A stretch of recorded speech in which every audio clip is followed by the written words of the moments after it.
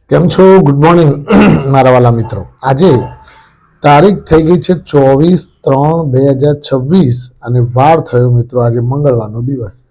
મંગળવાર એટલે તમે બધા જાણો છો, જય જય શ્રી સીતારામ, જય શ્રી હનુમાન દાદા. આજે હનુમાન દાદાનો દિવસ, ખરું ને મિત્રો? હનુમાન દાદા મંગળવારે બધું મંગળ જ મંગળ કરે એવી એમના ચરણોમાં પ્રાર્થના. લગભગ બધું મંગળવારે મંગળ જ થતું હોય છે. અને આજે પાછી ગિફ્ટ નિફ્ટી લગભગ 340-350 અંક પ્લસ બતાવી રહી છે. એટલે દાદાની મહેર તો કહેવાય, ખરું ને? હવે મિત્રો, આ ગિફ્ટ નિફ્ટી જે બતાવે છે એ કયા કારણસર આટલી તેજી બતાવી રહી છે, તો એ તમારી સમક્ષ રજૂ કરવાનું છે કે ભાઈ કાલે એવું તો બજાર આપણું પત્યા પછી શું થયું કે આટલું બધું ઉછાળો દેખાઈ રહ્યો છે. તો ગઈકાલે ડોનાલ્ડ ટ્રમ્પ ભાઈ ખરા ને, જે એમણે એમના સોશિયલ મીડિયા એકાઉન્ટમાં જાહેર કર્યું કે ભાઈ આપણે અહીંયા 5 દાડા સુધી કોઈ પણ જાતનો હુમલો ઈરાન ઉપર કરીશું નહીં અને 5 દાડા માટે સીઝ ફાયર અમે કરીએ છીએ. અને અમે ડોનાલ્ડ ટ્રમ્પે એવું કહ્યું કે અમે ઈરાન સાથે સારી રીતે પોઝિટિવલી વાતચીત ચાલી રહી છે અને એનું ટ્યુનિંગ પોઝિટિવલી રિઝલ્ટ લઈને આવે એવી અમને આશા છે. 5 દિવસ સુધી અમે કોઈ પણ જાતનો હુમલો કરીશું નહીં.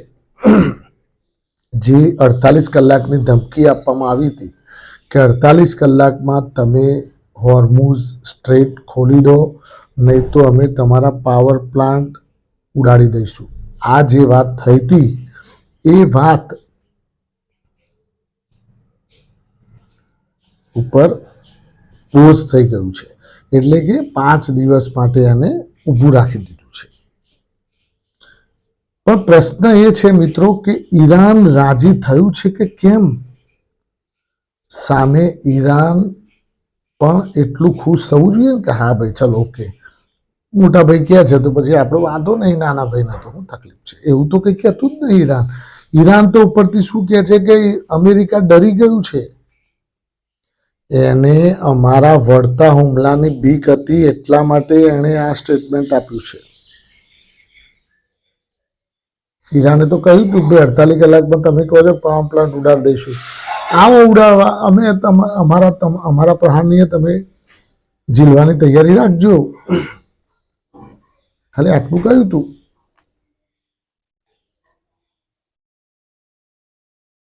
એટલામાં તો ટ્રમ્પભાઈ ધડ થઈ ગયા અને સોશિયલ મીડિયા ઉપર કહી દીધું કે ભાઈ આપણે હવે અહીંયા આર્મીને કહી દીધું કે ભાઈ હમણાં શાંતિ રાખજો, 5 દાડા વાતચીત ચાલે છે.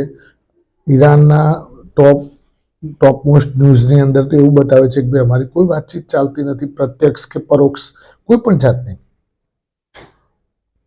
તો પછી આ મેનિપ્યુલેશન શા માટે? એની અસર, આ સ્ટેટમેન્ટ આવ્યું એની અસરના કારણે સીધું 10% ક્રૂડ નીચે આવી ગયું કે ભાઈ ચલો બધી વાતચીત ચાલે છે અને ટ્રમ્પે કહે છે કે 5 દાડા ઊભું રાખો. તો એના લીધે આ હોર્મુઝ સ્ટ્રીટ ખોલશી એવી એક આશા જાગી. હવે હોર્મુઝ સ્ટ્રીટ ખોલે તો પછી ક્રૂડ તો નીચે આવે ધરમ કરતું.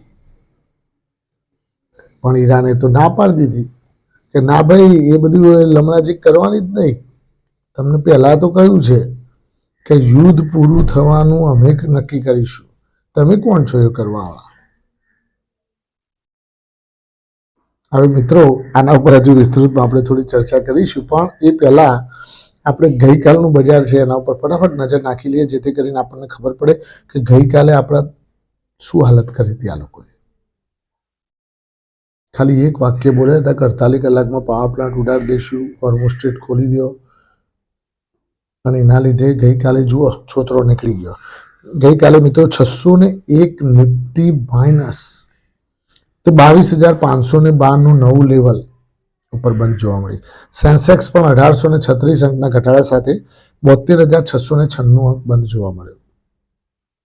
હવે એફઆઈઆઈડીઆઈના ડેટા ઉપર નજર નાખી લઈએ તો એફઆઈઆઈએ મિત્રો 10,414 કરોડની કેશ માર્કેટમાં વેચવાલી એફઆઈઆઈને. એફઆઈઆઈને તો રસ જ નહીં કે જવા દો ને ભાઈ, કોણ જે કૂટું એ કૂટશી, આપણે થોડું કેશ ઘરમાં ભેગી કરો. અને ડીઆઈઆઈએ 12,033 કરોડ રૂપિયાની કેશમાં ખરીદારી કરી. આ ડીઆઈઆઈનો મરો ના થઈ જાય તો સારું. મારા બેટા મંડ્યા રહે છે પણ ક્યાંક ઘટ કરે છે તો એ લોકોનું તો એમ ઘટતું જાય ને. હવે વધનારા શેરો ઘટનારા શેરો પર નજર નાખીએ તો ટ્રાઇડન્ટ 3.3% તેજી, મેટ્રોપોલિસ હેલ્થકેર 2.1% તેજી અને ગુજરાત ફ્લોરોકેમિકલમાં 2% તેજી જોવા મળી. હવે ઘટનારા શેરો ઉપર નજર નાખીએ મિત્રો તો ઘટનારા શેરોમાં બ્રેઇનબીઝ સોલ્યુશનમાં 11.9%ની મંદી, જેપી પાવર 10.5% તૂટી ગયો, એડબ્લ્યુએલ એગ્રી 8.7% નીકળી ગયો, લોધા ડેવલપર્સ 8.7% નીકળી ગયો, હિન્દુસ્તાન કોપર 8.2% નીકળી ગયો, તેજસ નેટવર્ક 8.1% નીકળી ગયો અને SAIL steel authority of India એ પણ 8% નીકળી ગયો. કાલ તો 7-8% વાળા બહુ હતા, છોતરા કાઢતા હતા. કાલે મિડ કેપ 4% જેટલું ઘટી ગયું, સ્મોલ કેપ લગભગ 4%, એટલે કે 4%ની નજીક. બેન્કિંગ જુઓ 3-3.5% તો બેન્કિંગ નીકળી ગયું. એચડીએફસી બેંક ઉપર ખાસ, એચડીએફસી બેંક અત્યારે બેંકોને ઘટાડવામાં લીડ કરી રહી છે. શું કારણ આવ્યું છે એના અંદર, કે કંઈક અંદર શું થયું છે એ કોઈને ખબર પડતી નથી. કંઈક ઇન્ટરનલ ન્યૂઝ છે પણ આપણને હજુ જાણકારી મળતી નથી. જેમ ઇન્ડસઇન્ડ બેંકમાં બધું ગબડગપ થયું હતું કે ભાઈ એની અંદર તમે જુઓ પોલમ પોલ પેલી લોન હતી એ પાછી, એટલે બધું આ ડિસ્ટર્બ થઈ રહ્યું છે બેન્કિંગ ક્ષેત્ર. અને બેન્કિંગ ક્ષેત્ર ડિસ્ટર્બ થાય મિત્રો એટલે તમે જાણો છો કે આખું ફાઇનાન્શિયલ સેક્ટર ડિસ્ટર્બ થાય. હવે મુદ્દાની વાત ઉપર આવીએ તો ટ્રમ્પ ભાઈ એ કહી તો દીધું કે ભાઈ આવું છે, એટલે બજારો એકદમ તરત જ તમે જુઓ ગિફ્ટ નિફ્ટી 800, 900, 950 અંક પ્લસ બતાવતી હતી. કાલે તો રાત્રે, કાલે સાંજે 5-6 વાગ્યા પછી 800-900 અંક ગિફ્ટ નિફ્ટી પ્લસ બતાવતી હતી. અને પછી ઈરાને જેવું સ્ટેટમેન્ટ આપ્યું તો એ થોડું પ્લસ તો બતાવતું, પછી તો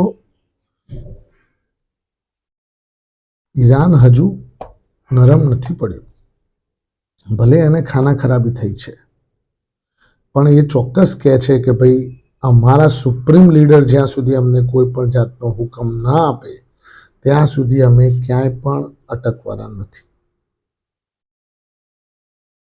ખરું ને? કારણ કે અત્યારે યુદ્ધ એવા લેવલ ઉપર પહોંચી ગયું છે. હોર્મુઝ સ્ટ્રીટ એક એવી નસ છે કે જે નસ એવી દબાઈ છે કે લોકો ફફડી રહ્યા છે. હજુ તો બીજું તો પાછું કોઈને ખબર ના હોય તો કહી દઉં કે આપણા ટેલિકોમમાં જે ઇન્ટરનેટ ચાલે છે એ ઇન્ટરનેટના કેબલો એટલે કે ઓપ્ટિકલ ફાઇબર એ બધું ક્યાં બિછાયેલું છે મિત્રો? સમુદ્રની અંદર. આ સમુદ્રની અંદર આ બધા કેબલો બિછાયેલા છે. હવે એ સમુદ્રની અંદરના કેબલો જો ઈરાનવાળા કાપી નાખે તો આપણે તો અહીંયા ઇન્ટરનેટ વગરના થઈ જઈએ. જો આ ઇન્ટરનેટ આવે જ નહીં અને આપણે એકબીજાના સંપર્કથી વિહોણા થઈ જઈએ. ખરું ને? એટલે હજુ તો એ પણ કરી શકીએ. આખા વર્લ્ડના 70% તો સમુદ્રમાં અંદર કેબલો છે, ઓપ્ટિકલ ફાઇબર દાટેલા છે. હવે એક ભાઈ પૂછતા હતા કે સ્ટરલાઇટ ટેકનોલોજી ઉપર કહેજો મને, તો આ જણાવી દઉં તમને કે સ્ટરલાઇટ ટેકનોલોજીનું કામ ઓપ્ટિકલ ફાઇબરનું છે. ઓપ્ટિકલ ફાઇબર એટલે કે ઇન્ટરનેટ ટેલિકોમ્યુનિકેશનને લગતા જે પણ કેબલો હોય એ કેબલો એ પોતે મેનેજ કરે છે, બનાવે છે અને પછી એને બિછાવે પણ છે સમુદ્રમાં. સ્ટરલાઇટ ટેકનોલોજીનું કામ આ છે. એટલે મિત્રો આ થોડું થોપજો, રાહ જોજો, ઉતાવળ કરતા નહીં કે હું રહી ગયો અને તમે લઈ ગયા. હમણાં શાંતિ રાખજો, થોડું જુઓ શું થાય છે. હજુ તો બધા ગોટાળા બધું ગોટાળે ચડવાનું છે. હમણાં રહી જતું હતું તે પાછું કાલે પેટ્રોલ પંપો ઉપર લાઈન લાગી હતી. એટલે ભાઈ ખોટી અફવાઓ શું કામ ફેલાવો છો? પૂરતું પેટ્રોલ છે, પૂરતો ગેસ છે, શા માટે અફવા ફેલાવો છો? ના તંગી થતી હોય તોય તમે તંગી કરી નાખશો પેટ્રોલના ટોકો ફૂલ કરી કરી. જેટલી જરૂરિયાત છે એટલું ભરો. તમારી 100ની તાકાત હતી તમે 300નું ભરી દો, પછી 200 રૂપિયા વાળું એક્સ્ટ્રા ગયું તમારા અંદર, એનું શું? એટલે એટલી તંગી પડવાની ને. તમે પછી કહેશો ના ના ના ના, આ તો હકીકતમાં અમને ખબર જ હતી કે ભાઈ આ તો ખૂટવાનું છે. બધા બહુ પેલા એ થઈ જાઓ છો. થેન્ક યુ, ખૂબ ખૂબ આભાર. આજનો દિવસ તમારા માટે શુભ રહે, લાભદાયી રહે, ફળદાયી રહે એવી માય પ્રોફિટ પોઈન્ટ ચેનલ વતી આપ સૌને શુભકામનાઓ.